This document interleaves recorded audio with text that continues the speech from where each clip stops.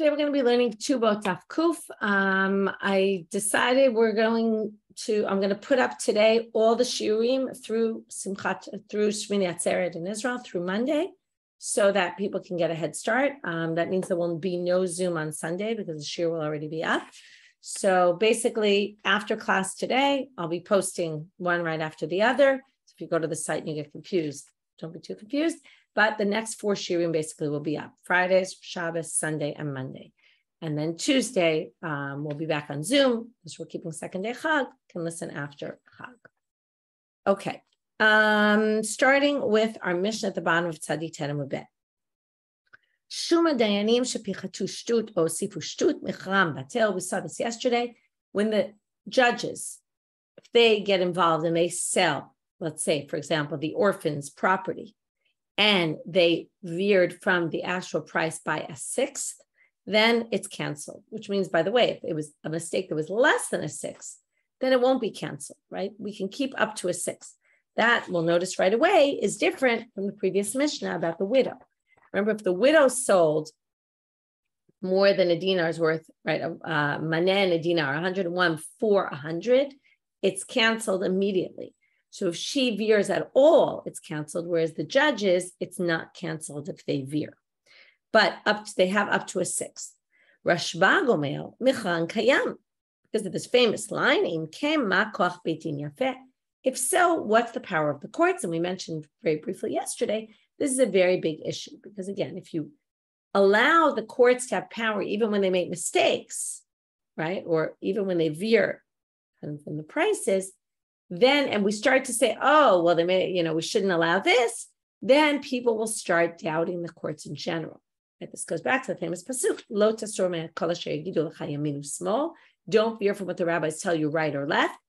And there's different variations of how to understand that. Some people say, if they say your right is your left and your left is your right, and you know they're wrong, you still can't veer from them. Some versions of that same source say, well, if it looks to you like, meaning it's not really that they made a mistake. It's just you think they made a mistake, but maybe you're wrong, okay? And then, according to that interpretation, if they really make a mistake, then we don't allow them to go through with it. And this is a whole question in terms of how to keep the system better. Are we better off just letting mistakes go through the system? Because if we don't, we're going to break down the whole system and people are going to doubt the courts in general.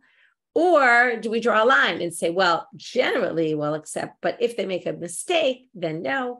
And then it becomes tricky where to draw the line. And you can see why there's a big machloket about this. Which we're going to call later hachrazaf. They announce it and they write it down and they do a big public kind of auction type thing or sale. Well, then already it's the shuk, it's the market that's causing the price fluctuation and not their assessment necessarily. And then even Tanakama will agree that it's okay. So the Gemara starts off, since I already told you that here the judges can veer up to 1/6 according to the rabbis, but the widow cannot at all. So we buy shaliach kiman. What about a messenger?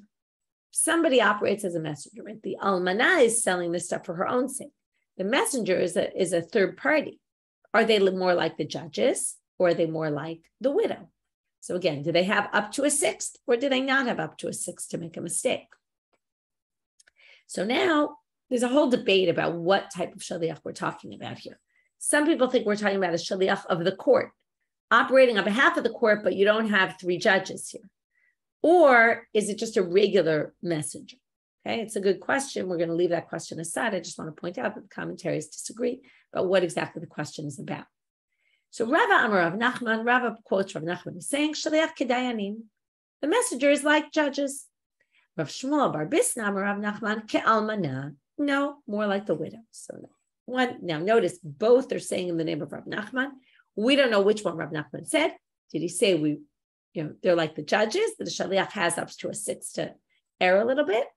Or is it like a widow that any sort of mistake cancels the transaction?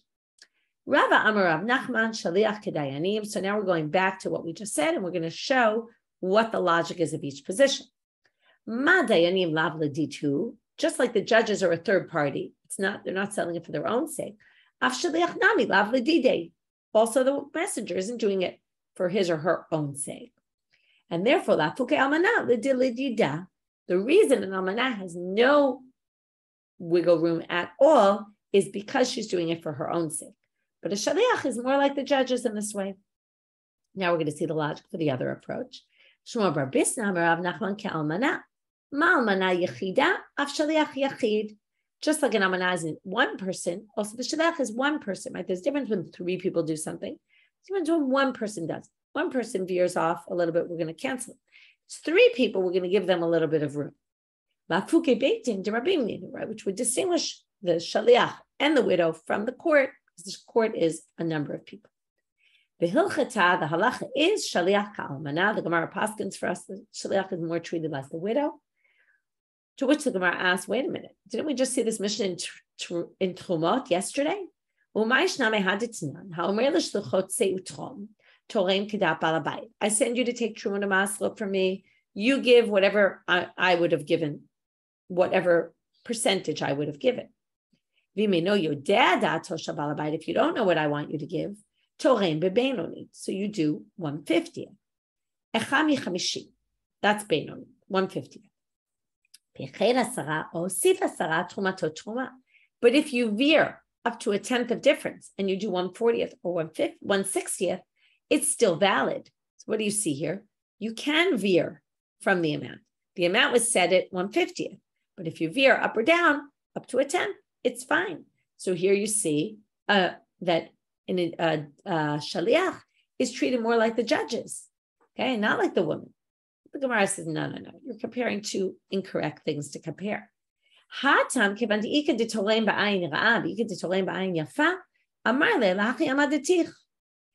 the case of the truma, it's not a mistake here of up to 1/10.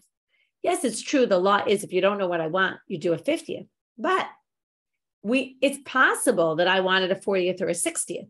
So you can always say, I assumed when you told me to go that that's what you wanted. I assumed you were a stingy person and you only wanted to give a 60th, or I assumed you were a very generous person, so I gave a 40th.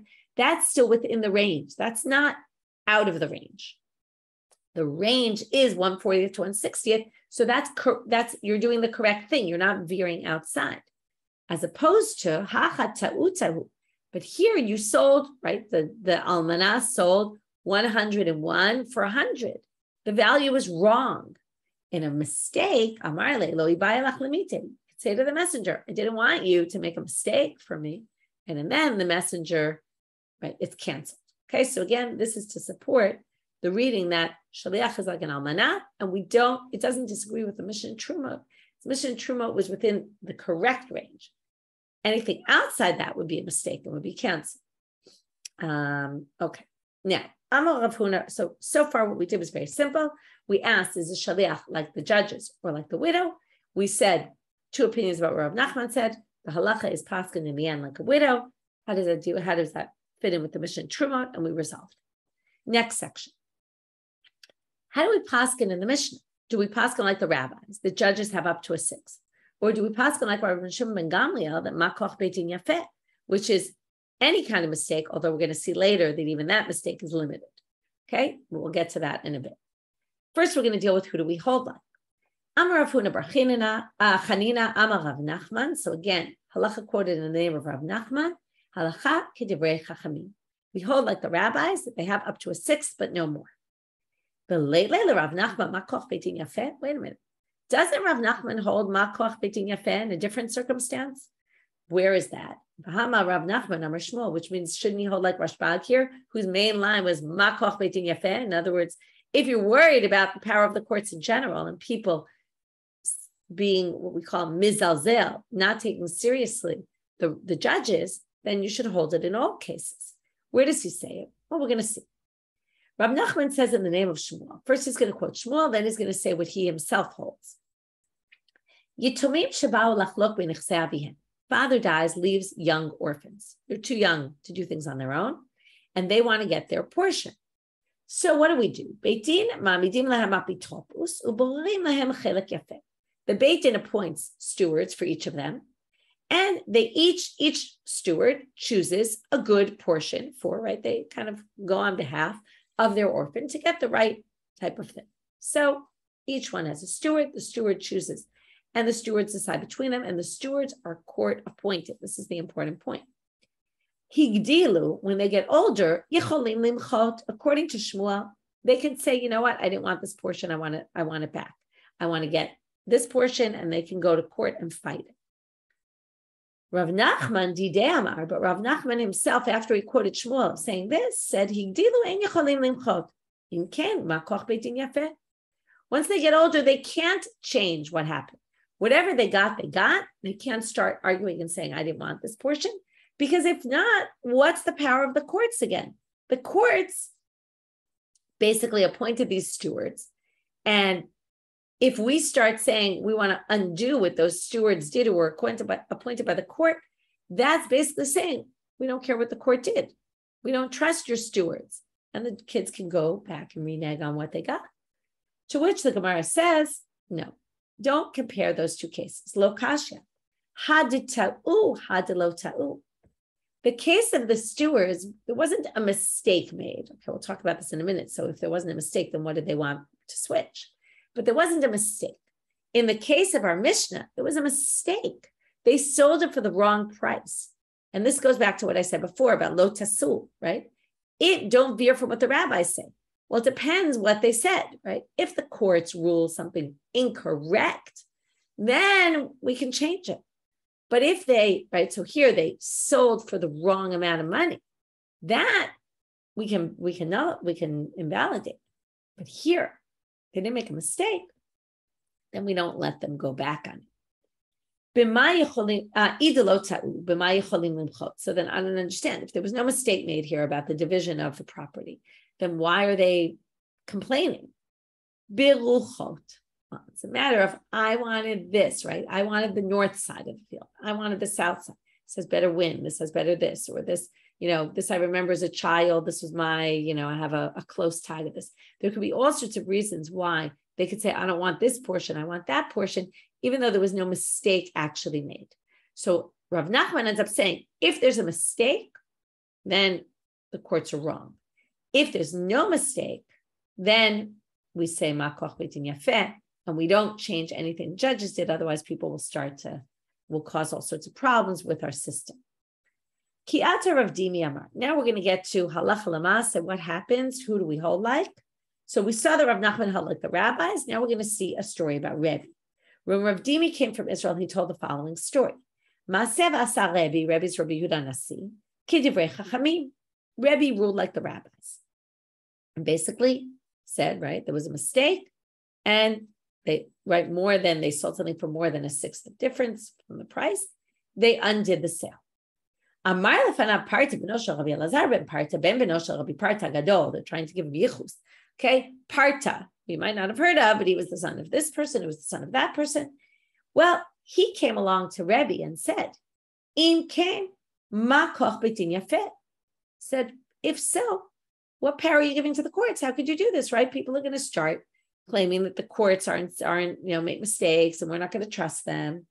Rebbi undid what he already undid the sale. He reinstated the sale. Based on Parta, he changed his mind. And not only changed his mind, but changed the ruling. So he had already ruled, he undid his ruling. Rav Dimi matne hachi. So that was Rav Dimi's version of the story. Rav Safra matne hachi. He had a different version of the story. There was a case where Rebbi, now here's the difference, not that he ruled, he wanted to rule like the rabbis and undo the sale. But before he ruled, same thing, Parta comes along and says, and therefore lo asa Rebbi et ha'maaseh. And then Rebbi didn't go ahead with it. So in the first version of Rav Dimi's version, Rebbi rules, undoes the sale, and then redoes it. In the second, he wanted to undo the sale, but didn't because already Rabbi Parta came to him and he changes his mind. To which the Gemara says, is there some underlying reason for this machlokah between Rav Safra and Rav Dimi or not? So they suggest, lema b'haka miflaget. There must be that they each have a different version because they disagree about the following topic. The The first opinion, Rav Dimi, holds that if you make a mistake with the Mishnah, the understanding of a Mishnah, you go back.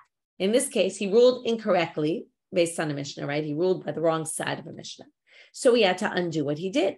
Umar Savari no chazer. According to Rav Safra's version, he didn't undo anything because if he had made a mistake, Tabit Bar Mishnah, no chazer, he wouldn't have had to. If he had waited 5 minutes and it ruled before a Parta showed up, then he wouldn't have had to undo it. And that's where Rav Safra tells the case in the way that he didn't actually undo his ruling because he wouldn't have had to undo his ruling if he had actually ruled already. And the Parta caught him before. To which the Gemara says, no, that's not true. Or you can't necessarily say that from here. Everybody agrees that if you make a mistake in a Mishnah, then the judges, again, we're debating about what happens when the judges make a mistake. Is there a debate, what they do? Or is it clear that if they made a mistake in a Mishnah, they definitely have to change their ruling? But, so what's the debate then between Rav Safra and Rav Dimi? It's very simple. There was a debate about what actually happened. Both Rav Safra and Rav Dimi were living past the time of Rebbi, and there was this story going around about what happened with Rebbi. This is his version, and that's his version. It's not that they have any essential debate about this topic of Ta'abed Bar Mishnah. No, it's just a matter of what actually transpired. Okay, so in the second section of today's daf, we saw who do we hold like? We saw Rav Nachman who held like the rabbis. We saw two versions of a story of Rebbi, where he wanted to hold like the rabbis or did hold like the rabbis, but then was convinced by Parta to change his mind and hold like Rashbag, which leaves us thoroughly confused about how to rule. And the Gemara doesn't help us in that way. Okay, next. Amar Rav Yosef. Almanata dizavine. We've already seen this in Daf Tzadivat. Rav Yosef says, if a widow sells the property of the children, there's achrayut. Okay, before we even get to this, achrayut means a guarantee. Means if I sell you land, I guarantee that sale. Even if I didn't say I'm guaranteeing the sale, it's implicit in any, we call it achrayut ta'ut sofer, which is in any agreement. If I sell you any property, if we didn't write achrayut into the contract, we assume it was achrayut unless we specified, right? If I said, I'm not assuming achrayut, then I can. But if I didn't say anything, then I assume that I'm guaranteeing the land. That means if someone comes along, right, and says, number one, Michelle owes money and she never paid it, and I'm taking this land was lien to it, they could take, right, they'll take the land and I have to pay them back the buyer. Or it means if someone comes along and says, how could Michelle have sold you that land? That land belongs to me, and they prove it, then I also have to compensate you. So now Rav Yosef talks about what if someone else sold the land? Is achrayut implicit in the agreement if we didn't say? So he says, if an almana comes and sells the orphan's land, which we already know she can do, right? She can only sell the portion of land that she's deserving of. But if she's deserving of the land, that she sells the land. And then the buyers come back and say, wait a minute, we were owed money and that was lien to our property. And they take the land from the seller, from the buyer. Achrayut ayat. There is achrayut, and the achrayut is on the orphans, not on the widow. It's true she did the sale, but she wasn't the one whose property it was to sell. So the yatomim have to compensate the owner, right? The new owner of the land. And likewise, Beidina dizabit. If the court came along and sold the property of the orphans, achrayut ayatmi. Again, there will be achrayut implicit in the agreement, even if it wasn't stated, and it will be again on the orphans, obviously not the court, it's not their property. So the Gemara says, Rav Yosef, why did you say this statement? Almana lo itzri chalei. I'm sorry, pshita almana lo itzri chalei. Clearly, you don't need to say anything about the almana. It's basically a sale. She's selling their stuff. Of course, there's achrayut involved here. And of course, it will be on the orphans. Ki itzri chalei beidina. You might need it. What you needed, the statement was for the court. Why? Ma'u detema, you might have thought, moving now to Amabet, kol dezabi mi beidina, adat halamepak le kala hu dezabi. You might have thought, anyone who sells in the court, why would you sell property in the court? Because you want everyone to know about it. Now, what would happen? So if everyone knows about this sale, people who have liens on the property, or people who claim it's not, let's say it's my property, it's not your property to sell, it's mine, they will all come forward. So therefore, you might have thought when the buyer comes along and buys the property, he would have seen anyone who has any complaints on the land. And if he decided to buy it anyway, knowing there were people who complained, or no one showed up and therefore he was pretty confident that everything was fine, maybe it wasn't sold to him b'achrayut, because maybe he didn't need the achrayut because he was so sure that no one was going to bother him. So maybe when it's sold in court, right? Anyone who does it in court does it in order so that there's a call, so that everyone hears about it and everyone knows, and then anyone who has any sort of issue comes forward, makes a statement, right? Says, oh, this is mine. And therefore, the buyer either knew what he was getting into or knew he had no issues, and therefore maybe it was sold without achrayut. That's what Rav Yosef is saying, no, that's not true. Even when the court comes and sells it and there's a call and everyone knows about it, still the property is sold with a guarantee. Okay, so in other words, this just strengthens this achrayut ta'ut sofer. It's not just achrayut ta'ut sofer means if I sell you land and we didn't write in the contract that I'm guaranteeing it, the sale, it's implicit that I'm guaranteeing it. And not only if I sell it to you, but even if the widow sells the orphan's property, and even if the court sells it, okay, the court gets involved. I brought it to the court to sell instead of me selling it. Still, it's not to get out of the achrayut. That's not why I did it.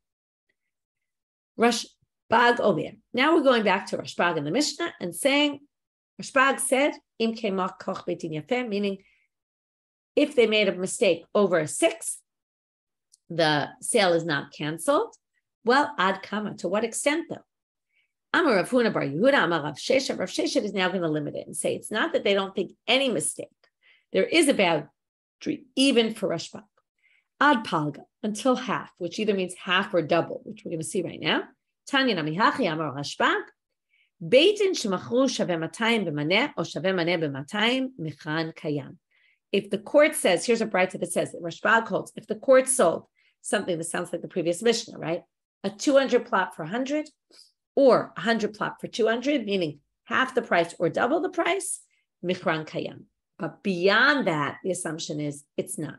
So up until half and including half, yes, half or double. But beyond that, if they make a mistake that badly, even Rashbag agrees, we don't anymore have this thing, makoch beitin yafeh.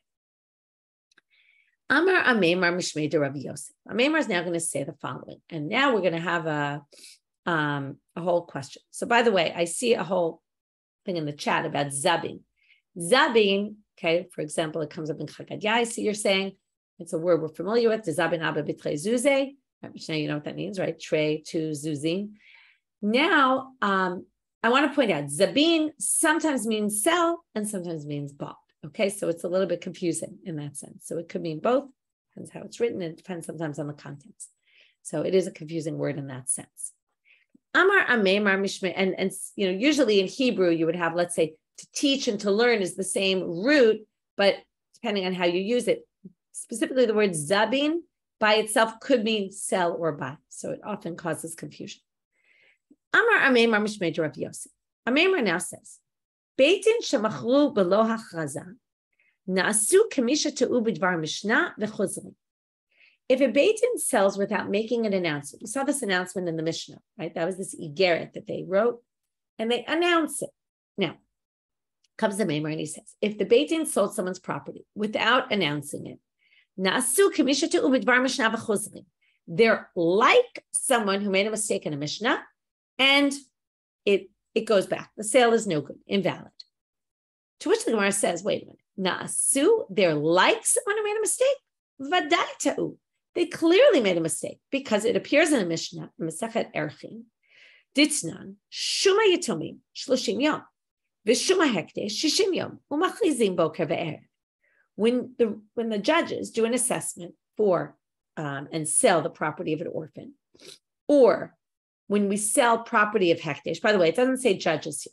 It says when orphan's property is assessed and Hekdesh property is assessed, that means if I dedicate land to the temple, I don't actually bring the land to the temple, I sell it and give the value of it to the temple. When I sell that land, we want to get the best price. So both for the orphans and for the Hekdesh, we don't want the Beit HaMikdash to lose out. So what do? For the orphans, we say, you have 30 days You have to do minimum of 30 days of announcing every day and every morning, every evening. And for the hekdesh, 60 days. So if the judges don't announce, they've gone against this Mishnah. And what do we learn? If ta'ab dvar Mishnah, chozer, right? And then, therefore, you wouldn't say it's like someone who made a mistake. It is someone who made a mistake. They clearly made a mistake, and it's something it says explicitly in the Mishnah. So they say, well, notice I said specifically, it doesn't say judges there. Shuma Yitomim might be shaliach. Aval Beit Din lo, but not if the court does. Kamashmalan, that's what Rav Yosef, Ameimar, is saying in the name of Rav Yosef, that a Beit Din that's sold without announcing is like someone who made a mistake, because even though the Mishnah doesn't say it explicitly, it implies yes, judges as well. So that's Ameimar's statement. Now we're going to have a question against Ameimar from our Mishnah. Amar Rav Ashi la Ameimar. Eitivei, Rav Ashi la Ameimar. He's going to bring our Mishnah, and so our Mishnah seems to contradict Ameimar. Ameimar again says in the name of Yosef that you have to sell with announcing the court. Court must do that. What does it say in our Mishnah? Shuma dayanim shepichatu shtut o tiru shtut. They veered by a 6. Micham batel. The sale is invalid. From there you can infer what? Hashaveh b'shaveh. Let's say they sold it for the right amount. Michan kayam. It would be valid, right? Anything under a 6 would be a valid sale. My lav delo ichuz, is the Mishnah not talking about where they didn't announce? Doesn't say they announced it anywhere. So it must be even if they didn't announce it. To which the Gemara, and then that would go against Ameimar, to which the Gemara simply says, la, but the achruz, what do you mean? Just say the Mishnah is talking about a case where they announced. But that can't possibly be, because look at the Mishnah. Hami de seifa b'di ichruz have, reisha b'delo ichruz. The seifa is a case where yichrizu, and it's coming to be different from the case in the reisha. How do we know? Hani seifa. It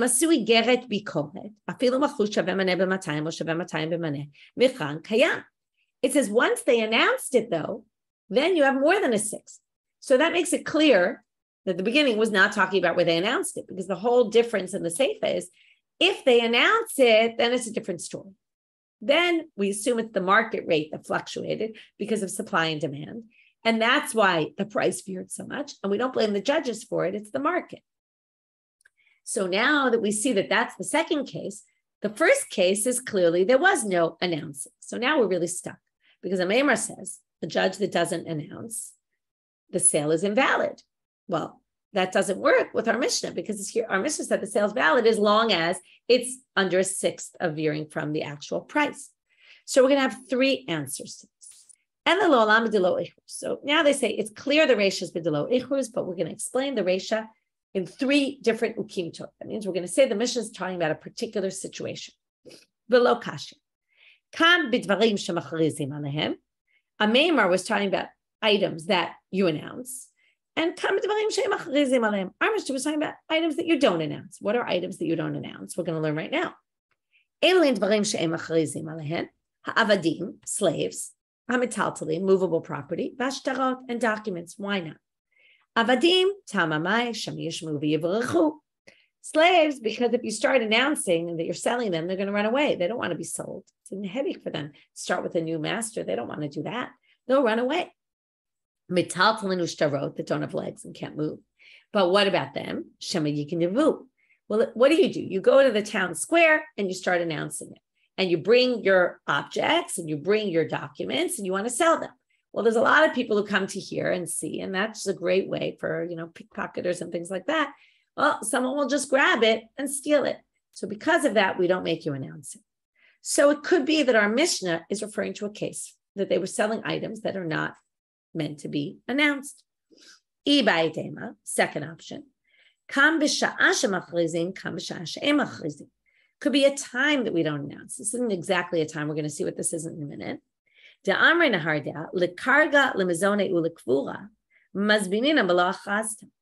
not a matter of what you're selling. It's what you're selling it for. We'll see in a minute why they call it a time. If you're selling for taxes for the authorities, the non-Jewish authorities, or you need to pay the tax, you need money immediately. Otherwise, they're going to, in those days, they were concerned someone might even kill them. Mizone, if you need food, that's also life and death, right? You need food, you're going to have to sell it right away so that you have money for food. We don't make you wait a month. What are you going to do? You're going to starve. Likfula for burial. So you have to bury the father. You allow the orphan's property to be sold immediately. Or let's say one of the orphans dies and you have to bury them. So for those purposes, mazbenina below achrasta. In those cases, we can do it without announcing. So maybe our Mishna is referring to what you're selling the items for. And then it might not need achrasta. A third option. Now we're going to learn that it was a matter of minhag, of places. There were certain places where they didn't announce at all, even items that are supposed to be announced, and even for things that are supposed to be announced. The Amar Rav Nachman, me'olam lo asui geret b'korep in a hardeh. Rav Nachman said they never announced in the hardeh. Savur minei. Now the question is what? So they thought when he said this, mishum debekiyeh b'shuma, because what's the idea of announcing? To make sure you get the right price. But maybe those judges knew the market so well and could set the price perfectly. Therefore, there was no need to wait for 30 days. But that's not the reason. Amalei Rav Yosef from Yomi, Ledidim, Farshal, Minei Rav Nachman. I heard straight from Rav Nachman himself. Mishum dekaru lehu b'nei achle nichsei de achrasta.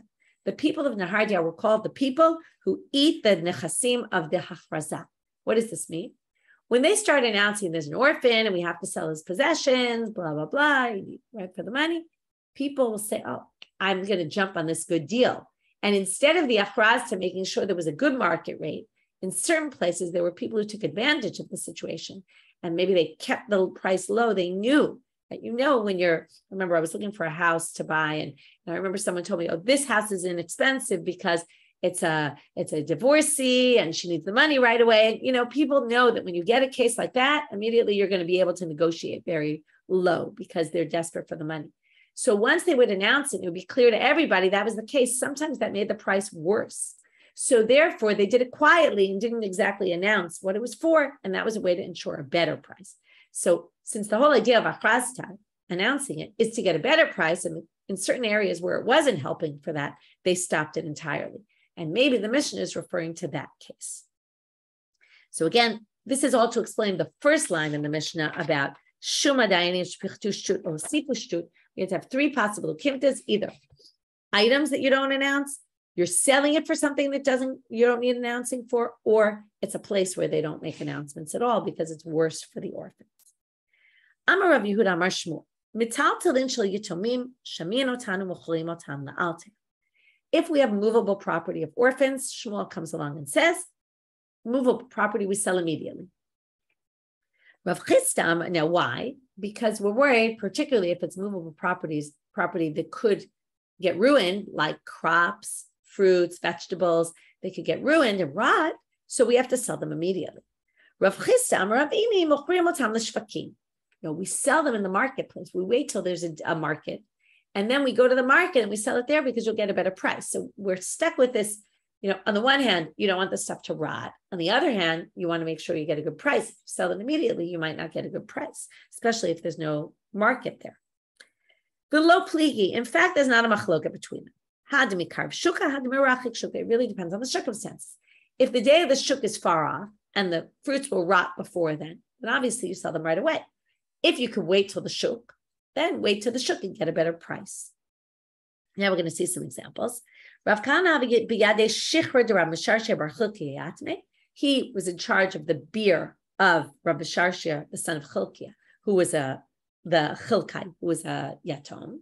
So he was helping this orphan to sell his stuff. Shahaye ad rigla. He waited till the holiday because he knew on the holiday he'd get a good price. Amal, he said, even though it might get somewhat ruined, the beer will turn a little sour, it'll taste bad. Still, I'll get a better price during the regel because everyone's looking to buy beer then. Ravina was handling the wine of the younger Ravina, who was the yatom, who was a yatom, the son of his sister, who was his nephew. He was selling his wine. He had his own wine to sell. So he basically had his own wine to sell and the wine of this orphan. So he was taking his wine to Sichra to sell. There was a market there and he was taking it to sell. So he goes before Rav Ashi and he says, when I go to Sichra to sell my wine, can I bring his wine with me? What's the question? There's a debate about what the question is. Some people say that the concern was he was going to go in a boat and maybe he was sending the wares in a boat and maybe the boat will sink. And do I have to worry? Right? And as my own stuff, I'm willing to take the risk. Can I take that risk for the orphans? Some people say it was that Sichra was a shuk, but it didn't necessarily have the best prices. So does he have to wait to take it somewhere where he can actually get higher prices? To which Rav Ashi gives the good answer, which is Amar Le, Zil, go, lo adif mididach. If however you're treating your own stuff, we can assume you're trying to do the best for yourself. You can do the same for the orphans. You don't have to be more strict with it than with your own stuff. New Mishna. Hamima'enet hashniya va'aylonit ein lehem ketuba v'lo perot v'lo mezonot v'lo blaot. Now we have three women. Mima'enet is a woman, remember, we've had this many times, whose brother or mother betroths her. She's only married on a rabbinic level. And then she does miyun. She says, I don't want to be married anymore. She just walks out. She doesn't need a get. She doesn't need anything. So this woman, because she doesn't need a get or anything else, and she just gets out, and it's as if they were never married, makes a lot of sense. She doesn't get a ketuba. Okay, she doesn't get a ketuba money when she leaves the marriage. She doesn't get payroll. It's a big debate what this payroll is, because the payroll go to the husband. Okay, but maybe she would get paid back the payroll that he took because maybe they were never really married. Well, she doesn't get that. Lo mizonot, she's basically in a bad situation. She doesn't get mizonot. Okay, when she leaves the marriage, she doesn't get food payments. And lo blaot, she doesn't get now again, there's a debate about what this means, but we'll go with the simple interpretation. Normally, a woman gets back her nichse malog, and even if there's just or nichse tzom barzel, there's a debate about which one we're talking about, or it depends on the situation, which woman we're discussing. But let's just say either her nichse, all the stuff she brought into the marriage. If there's worn out clothing, right, they're not even good anymore, they're just worn out, she doesn't get them back. Okay, so that's the mema'in. Shnia. Shnia is a woman. Shniot la arayot. Remember that these are rabbinic arayot. That means if she's forbidden to marry the husband for rabbinic reasons, the rabbis said it was forbidden. So when that marriage, she won't get for that marriage. Let's say he dies, he divorces her, she won't get all these things. Now, why not? So this is very interesting because in theory, okay, so she shouldn't have been married. We penalize her, but on the other hand, penalizing her is actually helping him. Like there's two sides here. If he doesn't have to pay, then he wins out. So why is she getting penalized? So the commentaries say something a little bit crazy, but understandable, I guess, according to their logic, which is a woman doesn't generally want to marry someone who's isur arayot, like a regular arayot, because it messes up her children. Usually arayot messes up your children. You end up with mamzerim, you end up with, chalalim if it's kohanim and all that. So she's not motivated. But in this case, there's no disincentive because if it's rabbinic law, then the children are not messed up. So now we get to, well, then who pushed this marriage forward? It's in a case where the children are disqualified. We assume the woman's not going to want to push the marriage. But in this case, we assume women would always rather get married than men based on what we've seen before. Therefore, she must have been the one to push the marriage. Therefore, which is interesting, right? Women we usually think are not so forward in those days of initiating marriage proposals, but it seems like here she's blamed for being the pushy one who made this happen, and therefore she's the one who gets penalized. That's at least a possible explanation. I didn't find any better explanation. Anyway, it's just a point to note, and we'll get back to this later. Aylonit. Aylonit basically is a mekach ta'ut. He didn't know that she was never going to have simane bagrut, never mature. It's a woman who never matures and therefore doesn't have children. The main thing is that she never reaches an age of maturity at all. Okay, it's not like a regular woman who can't have children. It's a woman who has no signs of bagrut at all. So we can claim mekach ta'ut. If it's mekach ta'ut, it's like miyun. There was never really a marriage, and therefore none of these things go to her. So, but if he knew she was an aylonit from the beginning and married her anyway, then he can't claim it was a mistake. He knew exactly what he was getting into. Therefore, yesh la ketuba. In this case, she does get a ketuba. This case now seems to be different than the other, although we're going to see different interpretations of this in the Gemara tomorrow. Almana l'kohen gadol, grusha v'chalutza l'kohen idiot, mamzeret u'netina l'Yisrael, bat Yisrael l'netinu l'mamzer. If it's an arayot midoraita, forbidden marriage by Torah law. Okay, the widow to the Kohen Gadol, the divorcee or the woman who did chalitza to a regular Kohen, mamzeret or netina to a Yisrael who can't get married, or a bat Yisrael, or the reverse where she's the Yisrael and he's the netina, the mamzer. Yesh lahem ketuba. In that case, they get a ketuba. Okay, and we'll get to all this in the Gemara later. So Rav Tani, now we're going to see. There's a difference between Rav and Shmuel about the nusach of the Mishnah of the mima'enet. Is it just a mima'enet, the woman who actually does miyum? Or is it a woman who could potentially do miyum? Okay, so now we're going to see Rav Tani ktana yotza beget en la ketuba. If she's a minor and she was married off by her brother or mother, so her marriage was only rabbinic, and then the husband divorces her, not that she decides to do miyum, the husband divorces her. Rav says that's the mima'enet here. It's a ktana who could potentially do miyum who gets divorced. She doesn't get a ketuba. V'kosh came mima'enet, and obviously if she did miyum. If she did miyum, there was never even a marriage. But even if she got divorced, since the marriage was only rabbinic, it never really had status on the Torah level, she doesn't get her ketuba. Shmuel says, no, mima'enet ein la ketuba, but yotza beget, but if he divorces her, of course yesh la ketuba. So we have a machloket about this ketana who's married on the rabbinic level. Does she get a ketuba or not if he divorces her? And then we'll start with this tomorrow, which is Az de Shmuel l'ta'ameh, da'amar Shmuel. Shmuel goes like what he says elsewhere, because Shmuel's going to say mima'enet ein la ketuba, but yotza beget yesh la ketuba. And then we're going to see a bunch of other things that Shmuel says about the difference between a mima'enet and a ketana who ends up staying married, but he divorces her, right? There's a difference between she ends the marriage with miyun or if he divorces her, okay? That we'll get to in tomorrow's class. We'll review kind of from the Mishnah and through Rav and Shmuel, and then back to the statement of Shmuel. Wishing everybody Shabbat Shalom, Moadim L'Simcha. As I said in the beginning of class, I'll say it again at the end. I recorded straight through until Shmini Atzeret, the first day of Chag, on Monday. All those shiurim will go up today. In the next hour or so, I'll put up all the shiurim. So it might be a little confusing on the daf, but every page will have a link. You can click back to here if you'd like. And I'll put them all up on the podcast also. So everything will be up. Anybody who wants to listen can listen already today and get started on it. I tried to keep the shiurim shorter, so you have a little less to listen to. They're not all 45 minutes as usual. They're all much shorter. And wishing everyone a Chag Sameach and a Shabbat Shalom and Moadim L'Simcha.